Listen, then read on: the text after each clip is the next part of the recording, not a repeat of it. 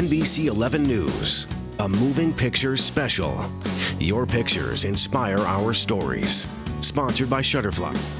Good evening. Welcome to our Moving Pictures special. I'm Laura Garcia Cannon. And I'm Brent Cannon. For nearly a year, your pictures have inspired our stories in what we believe is a one-of-a-kind endeavor. We gave digital cameras like these to people in the Bay Area. Their photos are more than snapshots, however. They tell the very personal stories of people who come from all walks of life. And just like no story is the same, neither are the pictures. Tonight, we're going to share a few of the moving pictures and update you on some of the people who took the pictures. We're going to start at the beginning, our very first moving picture. It's about a San Bruno man, a veteran who spent years serving his country. He doesn't wear the military uniform anymore, but he makes sure those who did are honored eternally. He shows his pictures to NBC 11's Bob Riddell. Surprisingly, Gabe Pelisasa's fingers were clean enough to thumb through the shots he snapped at work. He has the dirtiest and yet one of the most important landscaping jobs out there, because how the scenery looks above ground reflects so much on what lies underneath. It feels like, you take care of your family. A family of more than 138,000, and unfortunately, counting. At the Golden Gate National Military Cemetery in San Bruno, Gabe is one of the lead caretakers. This is the area that we're going to prep for today's service. In charge of burial and maintenance. Took this is to show that our mission out here is to get this place pristine. And like all his buddies on the crew, he's a veteran. We like the public to come in and say, wow, no wonder these guys are number one. No wonder this country's number one, They start from the ground up. Starting from the top of his 25 photos. This is the POW flag. It doesn't take Gabe long to dig up his favorite. What surprised us was that it wasn't necessarily the prettiest, the most poignant, the most exciting, or even symbolic. It was rather mundane. It's this right here, showing that we get nice, smooth dirt, and that's what you want out here. Is nice, clean dirt, so the grass will grow real nice and good, and make this place look really, really up to par. Like I said, from the ground up. So I figure the dirt is the most important thing, what you put out there. Does it get depressing? Yes, it does. Yes, it does. It gets depressing because you can't get used to this. You never get used to this kind of stuff. But then yet, this is my job, and I see this every day. Gabe knows what you must be thinking. Who wants to work at a cemetery? And hopes you can picture the reason why. I'm doing my part for the country, which I did after I took off the uniform, the military uniform. Now I'm putting on a civilian uniform and still serving the country. That's the way I see it. We take care of them. We also talked to another veteran, a Marine, whose dreams changed in an instant. NBC 11's Garvin Thomas introduces us to Jason Poole, a veteran on the road back.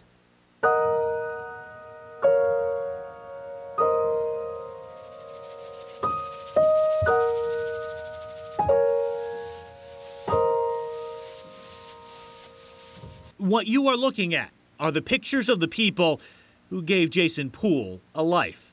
These people are, to me, is everything. This is Paul.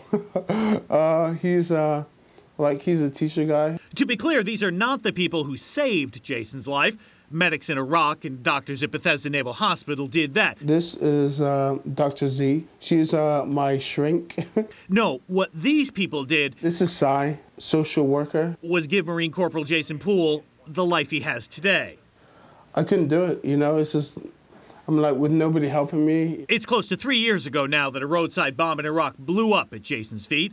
He arrived at the VA Medical Center in Palo Alto, missing much of his face, unable to talk, unable to walk. But that was then. Like, basically, I was just trying to walk, So I was just trying to walk like this. But it's pretty good, But now it's just like, it's just like I run and jump and do everything, So that's pretty cool. In fact, Jason is now pretty much a walking, running, jumping poster child of what can be done around here. The staff at the VA give most of the credit to him and how hard he works. Jason, though, gives the credit right back. Would you be where you are now? No. I'll be dead. I'll be straight up dead.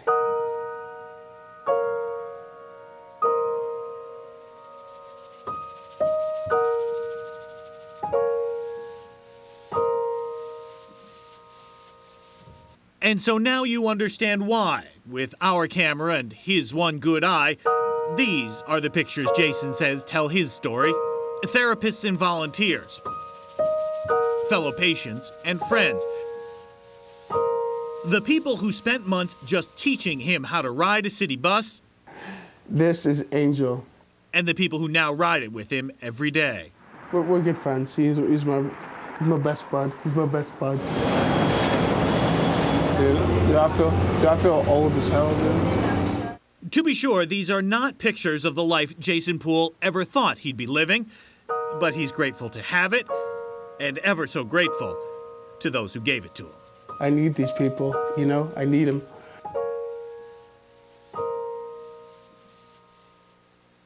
We checked in on Jason to see how he was doing and also to hear what the reaction was to his story and his photos. Here's an update in his own words. People don't know me, you know, like in the VA and trying to work so hard to get back to normal. Remember what you used to say? You say, no pain, no gain. Yeah. I felt really good because a strange person, he saw the news, you know, and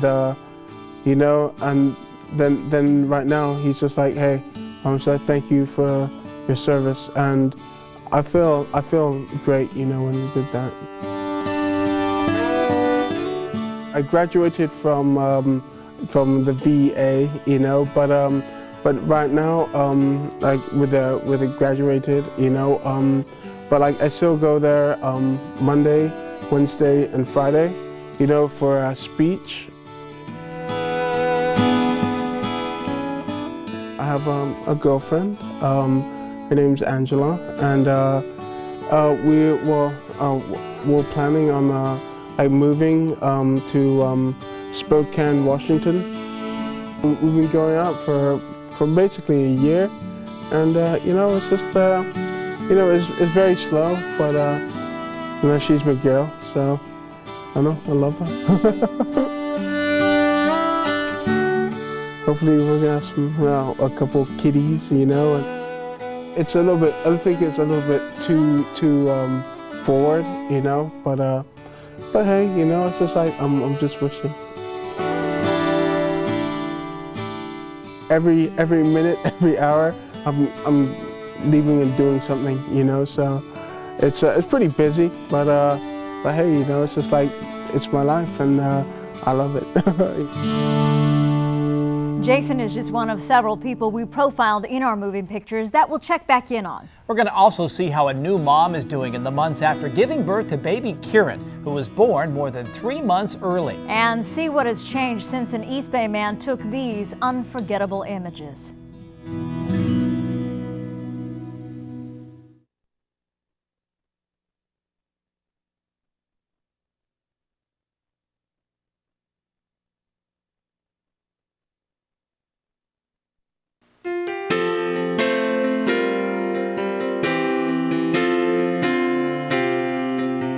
Many people call the birth of a child a miracle. The next two stories show the joys and anxieties that come with bringing new babies into the world. Marianne Favreau shows us what it's like for the parents of a baby who spent her first few months of life in the hospital.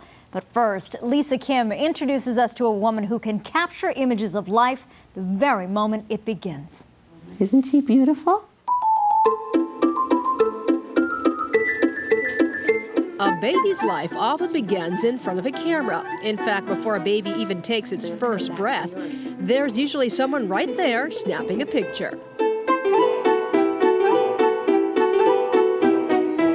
This little baby is just perfect. I mean, if you wanted to take a picture of the perfect baby. This baby is less than an hour old, and his big brother is in the bed. This is before the cord is even cut. Check her Babinski reflex. If there's anyone who can document the incredible moments surrounding the birth of a child, it's Roseanne Gephardt, a midwife who's delivered so many babies, she's lost count. Once I got over 300, it just became like a blur. I remember this birth really well. But of all the babies she's delivered and taken pictures of, this is her baby. It's the Santa Rosa Women's Health and Birth Center, not just a place she works 15 hours a day. It's a center she helped build. You can see we're little. We're just stuck in the back of a strip mall. And just like any proud mother, Roseanne is eager to show us pictures of her pride and joy. And here's me welcoming somebody to come. These are the 3 midwives that work in our center. And this is a picture of the garden. The garden, she says, is a tranquil place for expecting mothers to walk around. It's a place for peace and growth.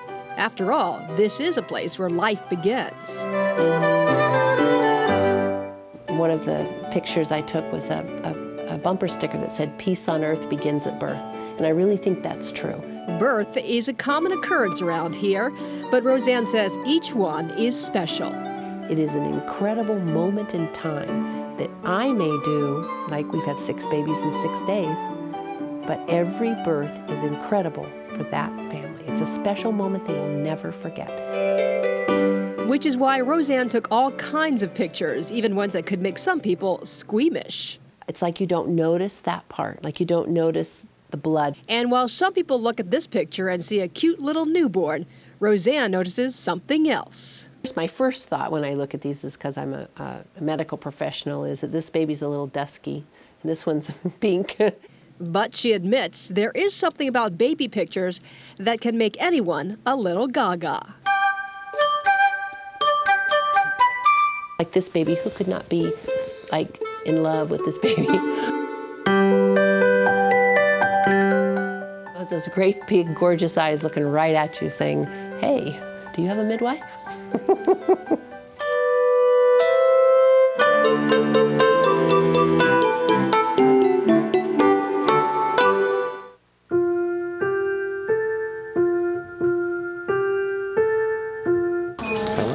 The birth of any baby triggers a flood of emotions and pictures.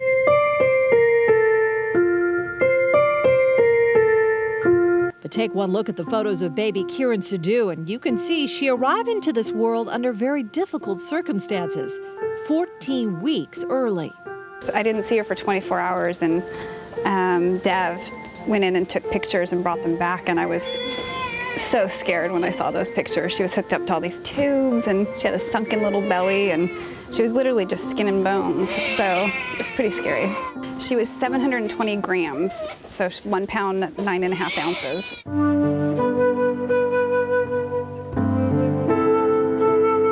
The first few days and weeks were terrifying for her parents, Sharon and Deb. They chronicled their baby's progress through pictures from 2 hours to 2 months old.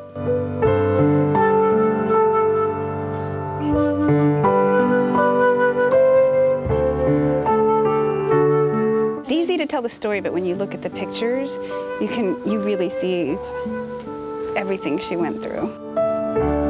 In her short life, Kieran has been through plenty. For her parents, her survival is a miracle. You look back and you really remember how scary it was. I look at those pictures and I'm like, oh man.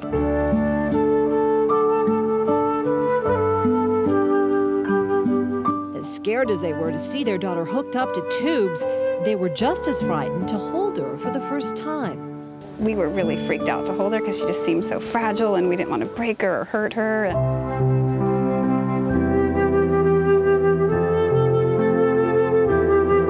Just like everything else, it became easier with time. I think it was therapy for us to actually hold her and realize that, yes, she is a little living, breathing baby.